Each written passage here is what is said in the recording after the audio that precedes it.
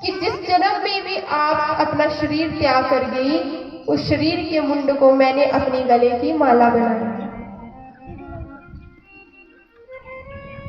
तो अब पार्वती माता और क्रोधित होती है कि हे स्वामी, हमारे इतने जन्म हो गए और हम इतनी बार मृत्यु को प्राप्त हो गए, अरे आपने कौन सी गुट्टी खा रखी है जो आप मरते ही नहीं।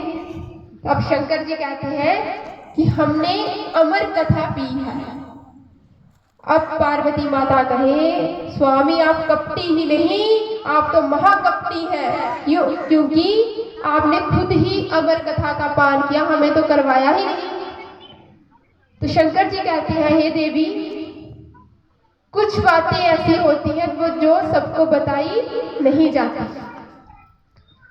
और ये अमर कथा ऐसी है कि इसको गुप्त ही रहने देना होता है।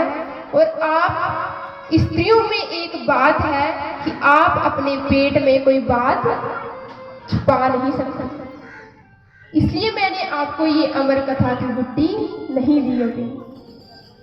तो अब पार्वती माता कहती है, नहीं, हमें भी ये अमर कथा सुनिए, हम किसी को नहीं बताएंगे। तो शंकर जी ने कहा ठीक है। शंकर जी कैलाश पर बैठते हैं और कहते हैं, हे देवी, मैं तुम्हें ये अमर कथा का पान करवाऊंगा, लेकिन शर्त ये है कि तुम्हें अगर बीच में निद्रा देवी का कोई व्यवधान डाले, मतलब नींद आ जाए, तो तुम इसलिए सोना मत। तो पार्वती माता कहती है, ठीक है स्वामी, मैं नहीं सोऊंगी।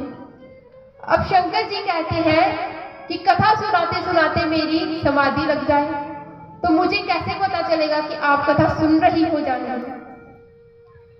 तो अब माता पार्वती कहती है, ठीक है स्वामी, मैं बीच बीच में ऐसे करती रहूंगी, आपको पता चलता रहेगा कि मैं कथा सुन रही हूं।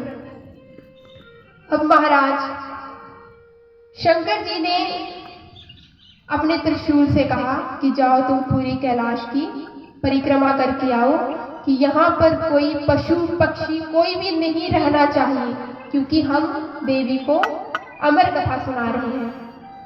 अब महाराज त्रिशूल जाता है, घूमते घूमते पूरे कैलाश की 3 परिक्रमाएं करता है। 3 परिक्रमाएं करता है तो उस कैलाश पर एक तोती जो गर्भवती थी, उसने एक अंडे को जन्म दिया, और जैसे ही त्रिशूल वहां पे आया घूमने, तो वो तोती वहां से चली गई, और वो कैलाश पर एक अंडा वो वहीं पर रहा, क्योंकि अभी उसमें से बच्चा तो निकला नहीं था, तो अंडा वहीं पर रहा। अब शंकर जी कथा शुरू करते हैं और माता पार्वती सुनती है। अब जब वो पहले दिन की कथा शंकर जी श्रवण करवाते हैं, तो वो अंडा जो है फूट जाता है। 2 दिन की कथा श्रवण हुई, 3 दिन की, 5वें दिन अब देवी जी की, माता पार्वती जी को निद्रा आ गई,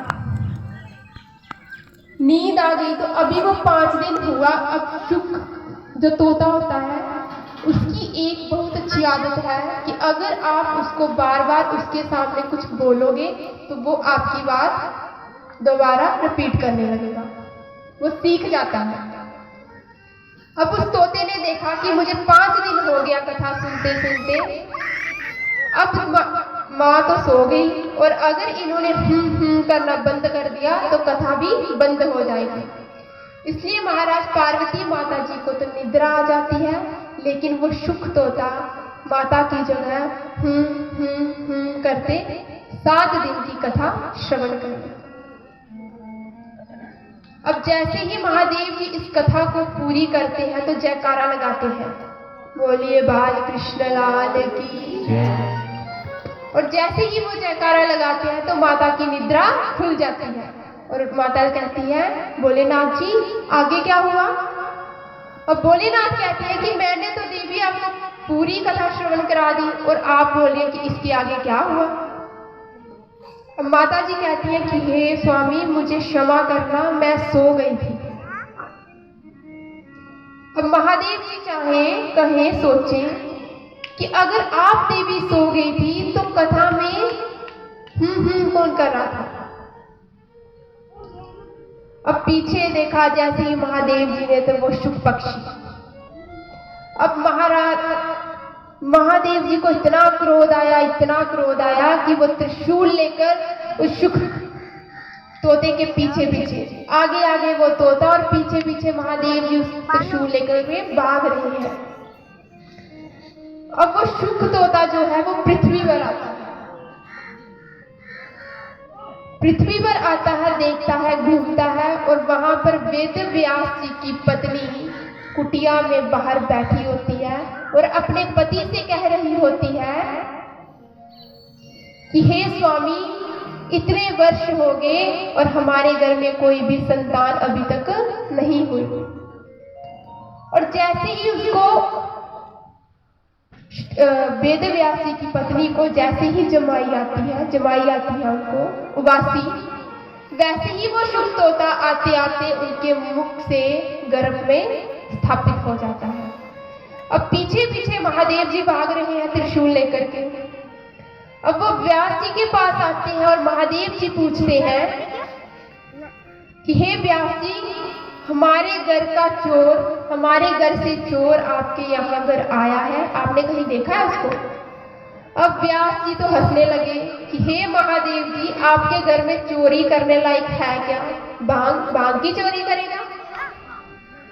ना आपका घर है, कैलाश में आप रहते हो, आपके घर में चोरी किसकी करेगा? अब महाराज भोलेनाथ जी ने कहा, नहीं, उसने हमारी अमर कथा चुरा ली है, उसने पीछे बैठ के अमर कथा सुनी है। और शास्त्र कहता है कि कथा को कभी भी पीछे बैठ के नहीं सुनना चाहिए, कथा हमेशा आगे बैठ के ही सुननी चाहिए, और चोरी से तो कभी भी नहीं सुननी चाहिए। अब महाराज व्यास जी तो और हंसने लगे। उन्होंने कहा, बोले बाबा जी, जैसा आपका नाम वैसे आपके कार्य, आपको सभी भोलेनाथ कहते हैं और आप भोले ही हैं, क्योंकि एक तरफ आप बोल रहे हैं कि उसने हमारी अमर कथा सुन ली, और अगर उसने अमर कथा सुन ली तो वो तो अमर हो चुका, अब उसको कैसे मारोगे? और दूसरी तरफ मान लिया जाए कि आप तो भगवान हैं, त्रिदेवों में एक देव है, अगर आप उसको मार भी दें तो आपकी अमर कथा झूठी पड़ जाएगी। अब महाराज भोलेनाथ जी तो सोचने लगे। उन्होंने कहा, ठीक है, वो आपकी पत्नी के गर्भ में गया है और एक बच्चे को आने में 9 महीने का समय लगता है, तो हम ऐसे करते हैं कि हम 1 साल की हम समाधि ले लेते हैं, जब हम उठेंगे तो आप मेरे को वो बच्चा दे देना, मैं लेके चला जाऊंगा। अब महाराज उन्होंने बोला, ठीक है। अब जो शुक तोता था वो पेट में सब कुछ सुन रहा था। उन्होंने कहा, हे शंकर जी, समाधि भी ली तो 1 वर्ष की, अरे मैं ये प्रतिज्ञा करता हूँ, मैं भी समाधि लेता हूँ कि मैं पूरे 12 वर्ष की समाधि लूंगा, 12 वर्ष की। और सुखदेव जी अपनी माता के गर्भ में 12 वर्ष तक रहे हैं। जैसे ही 1 साल होता है तो महादेव जी उठते हैं समाधि से, तो कहते हैं, लाओ, कहाँ गया वो बालक? अब व्यास जी कहते हैं कि हे महादेव जी, बाहर आना तो दूर, उसका अभी तक तो आकार भी नहीं बढ़ा। अब महादेव जी कहते हैं, चलो ठीक है, वो चले जाते हैं वहां से। अब 12 वर्ष हो जाते हैं। अब वेद व्यास जी की पत्नी वेद व्यास जी से कहती है कि हे स्वामी, मेरे गर्भ से वेद मंत्रों की आवाज आती है, वेद मंत्रों की ध्वनि आती है, ये कोई साधारण बालक नहीं है। अब महाराज वेद व्यास जी तो प्रार्थना करते हैं कि हे बेटा, तुम्हारी माता को कष्ट हो रहा है, तुम बाहर आओ।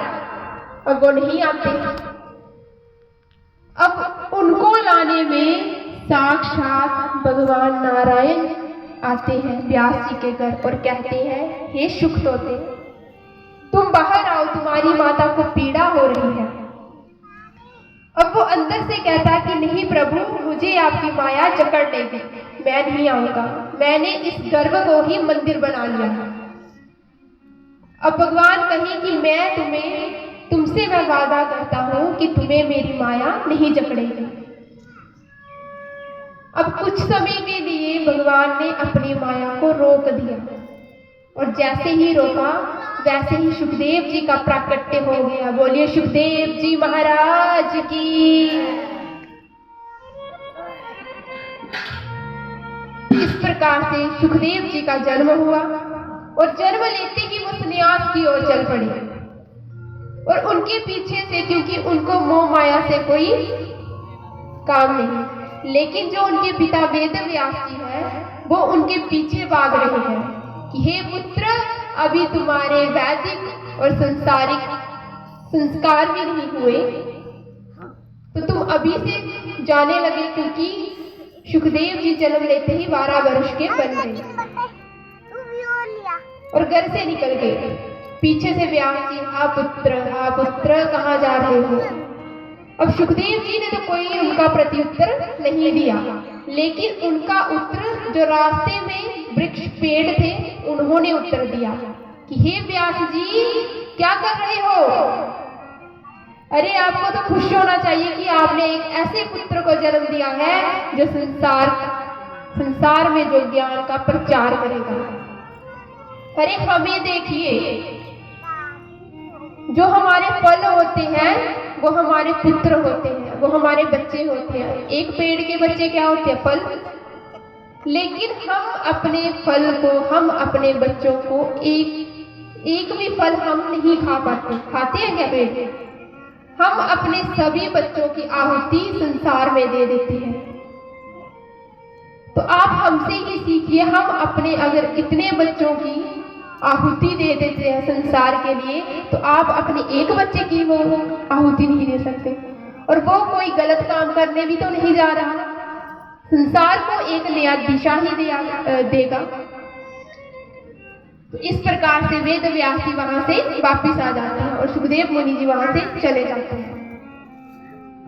अब कथा आती है नैमिषारण्य की, जहां पर 88,000